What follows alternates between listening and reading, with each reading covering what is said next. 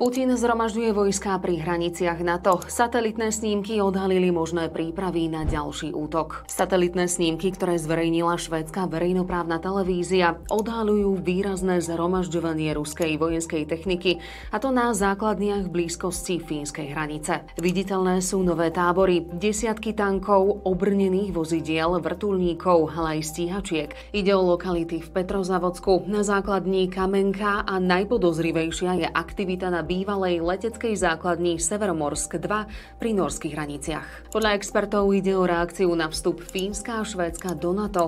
Krajiny sa rozhodli vstúpiť do aliancie po ruskej invázii.